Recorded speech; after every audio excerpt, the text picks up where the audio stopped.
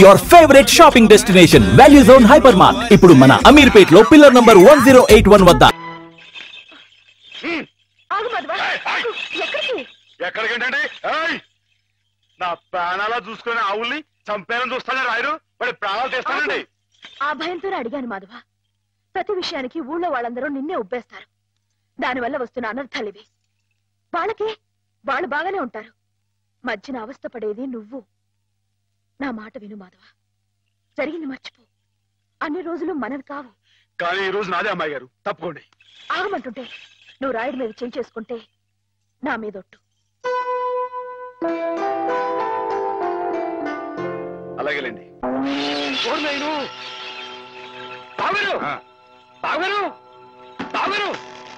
ఎద్దు ఎద్దు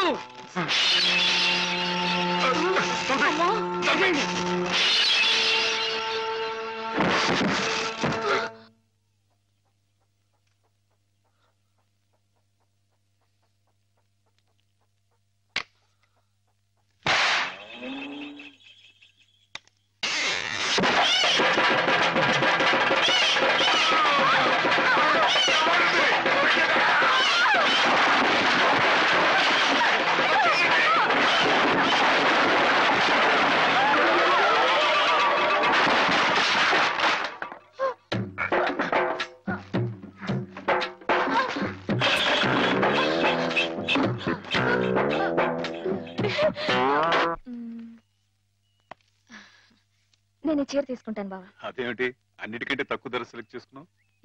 ఇంట్లో ఉండేదాన్నే కదా, నాకు ఇచ్చాలే. హ్యామ్ ఎప్పుడు వస్తుందో ఏమిటో, తనకు కూడా వచ్చారు, నువ్వే చూడరాదు. నాకేం తెలుస్తుంది బావా, హేమని కట్టుకోబోయేవాడివి, నువ్వే సెలెక్ట్ చేయి. నా సెలక్షన్ తనకు నచ్చుతుందో లేదో. నచ్చకపోతే ముక్కు పిండి కట్టించు. మీ ఆవిడ చేత ఆ మాత్రం కూడా చేయించలేవా? ఇది బాగుంటుంది. ఏమిటి బావా ఎప్పుడొచ్చా? ఇప్పుడే. అత్తయ్య పండక్కి చీరలు పంపించిందే, నీకేది కావాలో తీసుకో. మరి నీకు? నేను తీసుకున్నాను.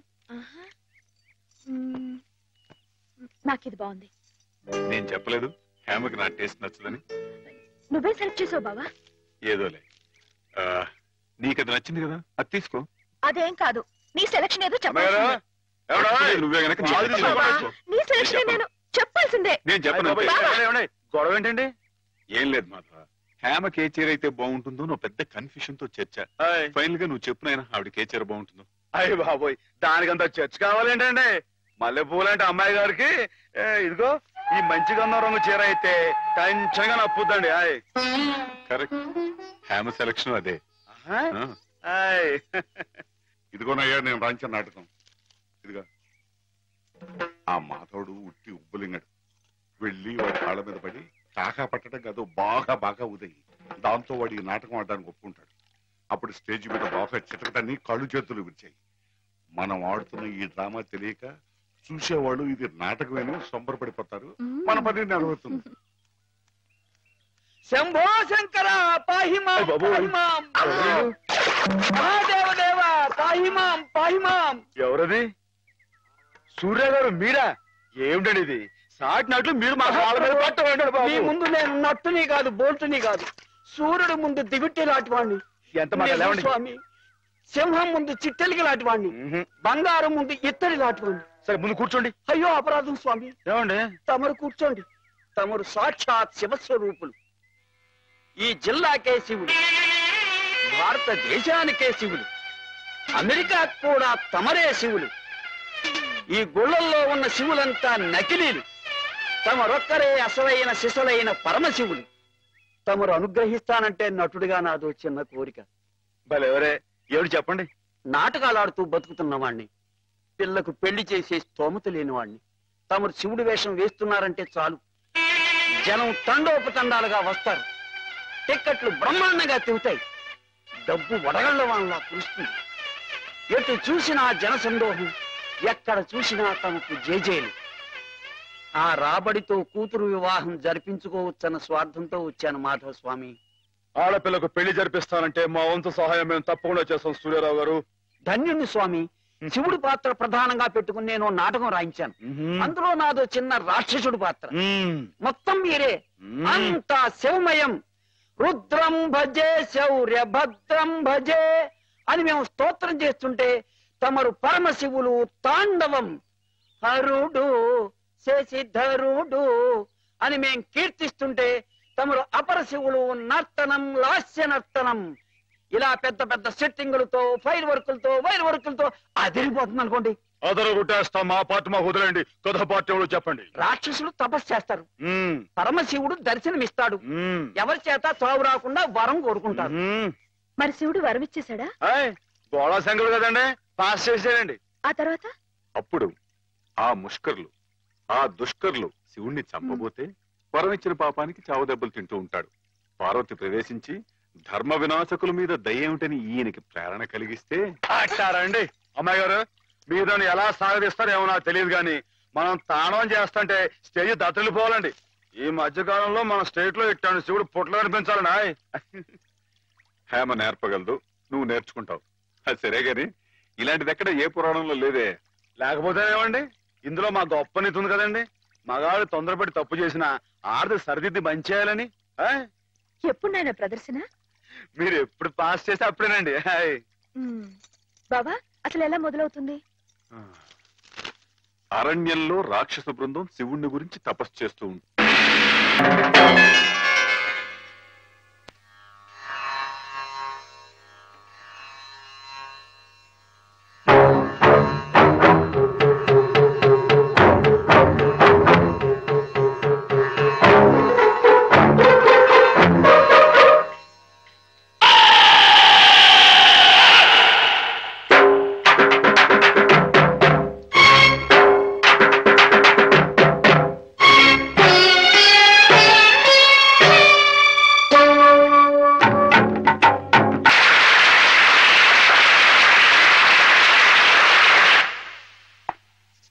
గురువా, మీరిద్దరు ఇలా శివపార్వతులా నాట్యం చేస్తుంటే అర్రే ఆహా, మీరు ఇలా జీవితాంతం ఉండిపోతే ఎంత బాగుంటుంది అనిపిస్తుంది మాధవా.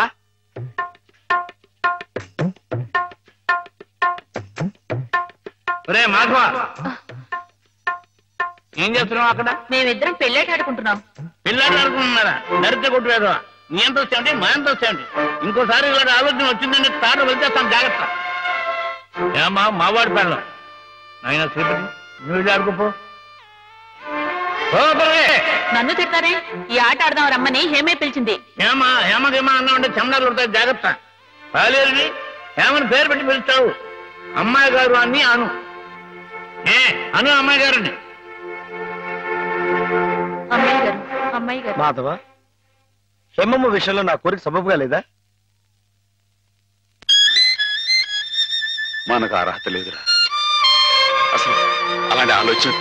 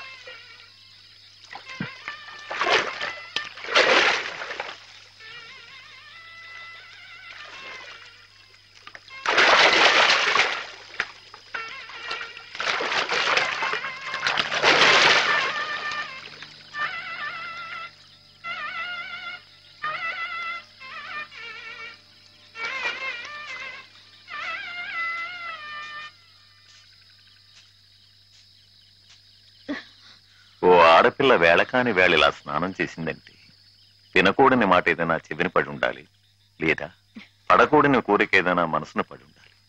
అవునా అమ్మా? రాత్రి శివుడి వేషంలో ఉన్న మాధవ్ పక్కన నేను పార్వతిలా నిలబడాల్సి వచ్చింది బాబా. పార్వతిలా నటిస్తేనే స్నానం చేశావు. రేపు ఆ శివుడి పక్కన పార్వతిలా జీవించాల్సి వస్తే?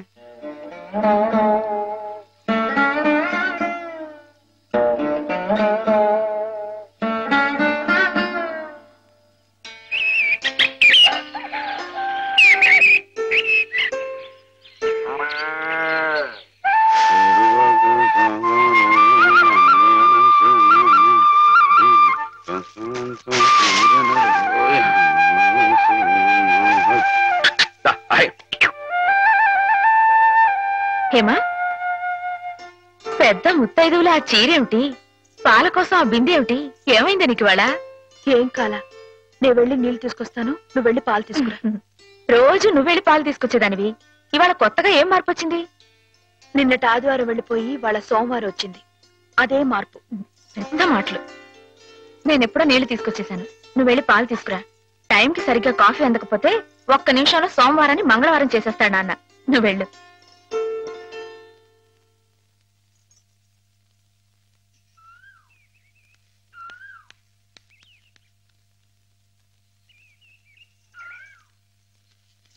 రండి రండి. ఏంటమ్మా గారు ఆలస్యంగా లేచారంటండి? కళ్ళు కలవల్లా ఉన్నాయి. పాలు పాలు రెడీయేగానండి. రాత్రి స్టేజ్ మీదకి అసలు నిజంగానే ఆదిశక్తి వచ్చినట్టుందండి. చూశారు కదండి రాత్రి మీరు వచ్చిన వంగత వాళ్ళందరినీ ఎలా ఉతికి పారేశానో. పాలు రాత్రి దెబ్బతో నాకు గట్టి నమ్మకం వచ్చేసిందండి. నాకు ఎప్పుడు ఏ ఆపద వచ్చినా మీరు వచ్చి కాపాడేస్తారని. నువ్వు జాగ్రత్తగా ఉంటే నీకు ఆపదలు ఎందుకు వస్తాయి అసలు? ఎదుటివాడిని చదవగలిగే లౌక్యం నీకు రావాలని రోజు దేవుడికి దండం పెట్టుకుంటున్నాను. నిజమా అమ్మాయి గారు? రోజు నా గురించి మీరు దేవుడికి దండం పెట్టుకుంటారా? పాలు చూడు. బాగుంది నాన్న, బాగుందండి. శుభం. మరి అబ్బాయికి అమ్మాయి నచ్చింది కాబట్టి ఆ ఇచ్చిపుచ్చుకోవడాలు కూడా మరి బాబు, అబ్బాయి గారికి అమ్మాయి గారు పాస్ అయిపోయి సరే అండి, మరి అమ్మాయి గారికి అబ్బాయి గారు పాస్ అవ్వట్లేదు ఏంటండి? అయ్య బాబా. వెళ్తాం గారు, మిమ్మల్ని కొంచెం అలా బయటికి రండి. రండి. అమ్మాయి గారు, మీకు పెళ్లి కొడుకు అన్ని విధాలా నచ్చితేనే ఈ పెళ్లి జరుగుతుంది, లేకపోతే జరగదు. చెప్పండి, మీకు అబ్బాయి నచ్చాడా?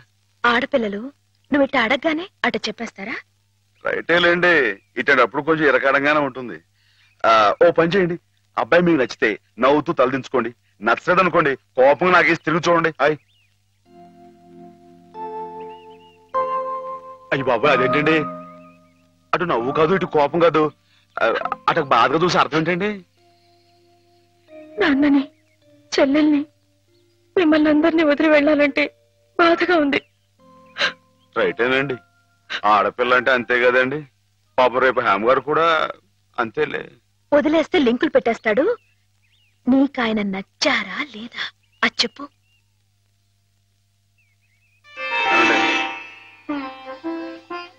పాస్ అయిపోయినట్టే. మా అమ్మాయి గారికి అబ్బాయి గారు పాస్ అయిపోయారండి. ఇక పెళ్లి ఏర్పాటు చేసేసుకోండి. శుభం. అయితే కట్న కానుకల విషయాలు కూడా మరి ఏమండో, మేమే బంగారం అంటే ఆడపిల్లలు ఇస్తుంటే ఇంకా ఎదురుడుతారండి బాబు. నువ్వు ఊరుకో. సంతలో పశువుని పెట్టి బేరం ఆడినట్టు నన్ను మధ్యలో పెట్టి బేరం ఆడడం నాకు సుతరాం ఇష్టం లేదు. నేను అలా బయట నుంచి ఉంటాను, మీరు మాట్లాడుకోండి. మా వాడు చిన్నప్పటి నుంచి అంతేలేండి. కొన్ని పద్ధతులున్న మనిషి, మధ్యతరగతి వాళ్ళం కదా. తప్పని తెలిసినా కొన్ని బాధ్యతలను నెరవేర్చడానికి కొన్ని పనులు చేయక తప్పదు. మరి ఏమంటారు బావగారు? అవన్నీ ఎందుకండి, ఆ పుచ్చుకునేది ఏదో ఒక ముక్క మా మనసులో వేయండి. ఒక 50,000 అయితే సబబుగా ఉంటుందంటారు. సరే బావగారు, మీ సంబంధం మాకు నచ్చిందండి. త్వరలోనే ముహూర్తాలు పెట్టుకుందాం. వస్తామండి. నమస్కారం. విన్నావటే 50,000 కట్టడం కానీ ఒక క్షణం ఆలోచించకుండా ఒప్పేసుకోండి మీ అన్నయ్య గారు. అంతటితో ఆగుతుందా? లాంఛనాలని అవని ఇవని ఇంకా అమాం బాపతు ఇంకో 10,000 దేగుతుంది. కాస్త డేకితే మాత్రం తప్పే ఉందండి. మంచి సంబంధం అనుకున్న తర్వాత ఒరే డబ్బు గురించిన ఆలోచన ఎందుకు బావగారు? ఈ ఇంటిని అమ్మేస్తాను. జోకులేస్తున్నారా బాబు గారు? లేదయ్యా, నిజంగానే అమ్మేస్తాను. తాతల నాటి ఆస్తి ఈ ఇంటిని అమ్మేస్తారా? అవును బాబు గారు, నాకు కుర్రాడు నచ్చాడు, అతని క్రమశిక్షణ నచ్చింది. ఈ రోజు లెక్కల ప్రకారం వాళ్ళు ఏమీ ఆకాశంలో లేరమ్మా, చాలా సబబుగానే అడిగారు. అయినా రేపు మీరు మాత్రం అడగరా? మీరు అడగకపోయినా నా బాధ్యతగా నేను ఇవ్వద్దా చెప్పండి? అందుకే ఇంటిని అమ్మేసేయాలనే నిశ్చయానికి వచ్చాను. మీ ఎరుకలో ఏదైనా మంచి బేరం ఉంటే చూడండి బాబు గారు. కాస్త ఇంటిని శ్రద్ధగా చూసుకునే మనుషులను చూడండి.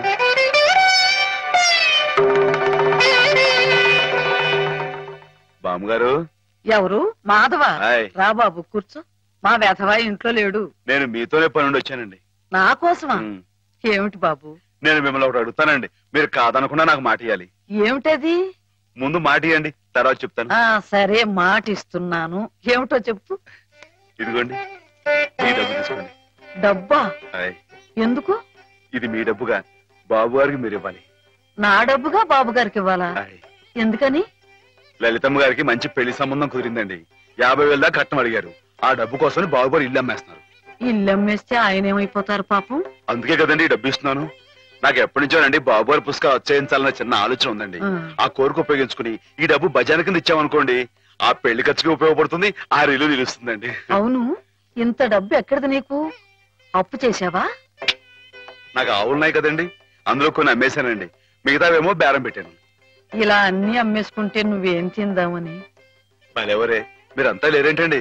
మీ ఇంటికి వస్తే ఓ ముద్దు పెట్టరా? నాకు ఈ సాయం చేసి పెడతారు కదండి. మారేడు దళం శివుని పాదాలు తాకాలంటే ఏ చేతులు కాదంటాయి? ఎంత దొడ్డ మనసురా నాయనా నీది. ఏమిటి బామ్మగారు, నా కావ్యాలను మీరు అచ్చువేస్తారా? అది కాదు బాబు గారు, మా వారు బోరుడు హైవేస్ నాకు వదిలి వెళ్లిపోయారు. అనుభవించడానికి నేను నా మనవడు మిగిలాం. ఆ డబ్బు ఇలాంటి పుణ్యకార్యాలకు ఉపయోగిస్తే నా జన్మ తరిస్తుందనిపించింది. బామ్మగారేంటండి పొద్దునే జన్మలు అయ్యి అంటున్నారు? నాన్నగారు పుస్తకాలన్నీ బామ్మగారు అచ్చు వేయిస్తారట మాధవ. అయ్యో బాబోయ్, ఎంత శుభవార్తనానండి. అండి బాబు గారు, ఇక రామాయణం మహాభారతం పక్కన పేటేసి కూర్చుంటాయి మీ పుస్తకాలు. కానీ నా పుస్తకాల మీద మీకు రాబడి పెద్దగా ఉండకపోవచ్చు బామ్మగారు. మాకు పైసా రాబడి రాకపోయినా పర్వాలేదు బాబు గారు. ఒక మహాకవి రాసిన అపురూప గ్రంథాలు వెలుగు చూడాలి. మీరేమిటో, మీ కళానికున్న శక్తి ఏమిటో 10 మందికి తెలియాలి. ఏం మాధవ? 1,00,000 విలువ చేసే మాట అన్నారండి. ఆ మాటతో పాటే భజానగా ఇంత ఇప్పించేస్తే ఈ విషయం పాస్ అయిపోద్దండి. మాధవ, బేరాలు ఆడడానికి భజనాలు పుచ్చుకోవడానికి ఇది నువ్వు పశువుల సంతకెళ్ళి చేసే పశువుల బేరం అనుకున్నావుటయ్యా? ఇటువంటివి నచ్చవు నాకు. రైటే బాబు, ఇప్పుడు ఆవులు గేదెల మధ్య గడిపేవాడిని, అంతవరకు ఆలోచించాను. తప్పే. మాధవేం తప్పుగా అనలేదు బాబు గారు. మీకు ఎంతో కొంత ఇవ్వటం మా బాధ్యత, ధర్మం. ప్రస్తుతానికి 50,000 అట్టి పెట్టండి. ఇప్పుడు ఎందుకు బామ్మగారు? రేపు పుస్తకాలన్నీ అచ్చైన తర్వాత ఏకమొత్తంగా ఎదురుగాని ఉంచండి బాబు గారు. పెద్దమ్మాయి గారు పెళ్ళని కూడా అనుకుంటున్నారట కదా, దేనికైనా అక్కడికి వస్తుంది. బామ్మగారు మాట కాదనకండి బాబు, ఉంచండి. మన అవసరం పాస్ అయిపోతుంది, ఇచ్చేయండి.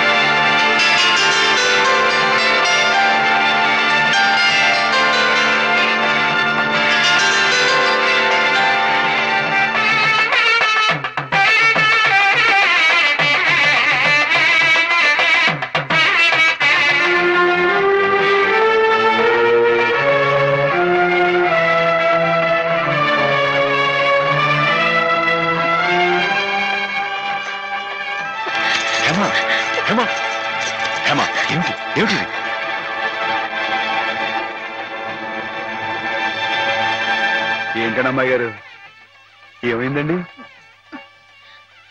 ఏం లేదు.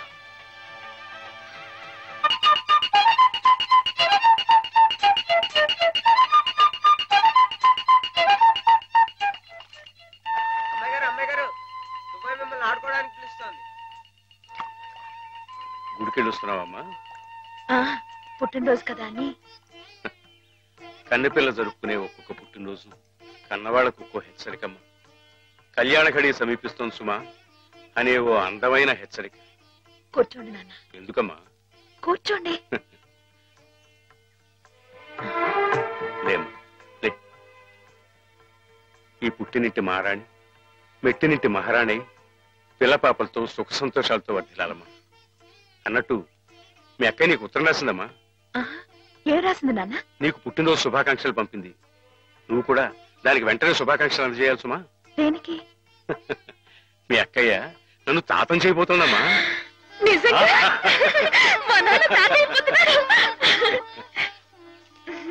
బామ్మగారు వచ్చారేమో, ఒకసారి వాళ్ళ ఇంటికి వెళ్ళి చూసొస్తానమ్మా. పోరా, జరగదు, చూడకూడదు. ఇదిగో ఉత్తరం, ఉత్తరం. ఇటు అమ్మాయి గారు, అమ్మాయి గారు, అమ్మాయి గారు, అమ్మాయి గారు, ఈవేళ పిఠాపురంలో ఆవులు పోటీ కదండి. నేను గంగ నిజం బయలుదేరుతున్నానండి. మా చంటిగాడు నేను లేని కదా అని తలా ఇస్తారేమో, మీరు కాస్త దగ్గర నుంచి చూసుకోండి. ఇప్పుడే బయలుదేరుతున్నావా? మరి సాయంకాలం కదండి పోటీ. పోనీ మధ్యాహ్నం వెళ్ళకూడదా? మధ్యాహ్నం బయలుదేరితే టైం ఏమి మిగులుద్దండి. ఆవు కాస్త అలుపు తీర్చుకోవాలన్నా, ఈ సర్దుకోవాలన్నా ఇప్పుడు వెళ్ళడం రైట్ అండి. సరే, నీ ఇష్టం. ఉంటానండి. అదేమిటి? ఇంతకీ కావాల్సిన ఆవిడ మర్చిపోయానండి. ఈ ఏడాది కూడా బహుమతి నాకే పాస్ అయిపోవాలని కోరుకున్నారు కదండి. నువ్వు అడిగితే కదా. అయ్య బాబు, అడగాలండి. కోరుకోండి బాబు. సరే, నీదే. చాలండి.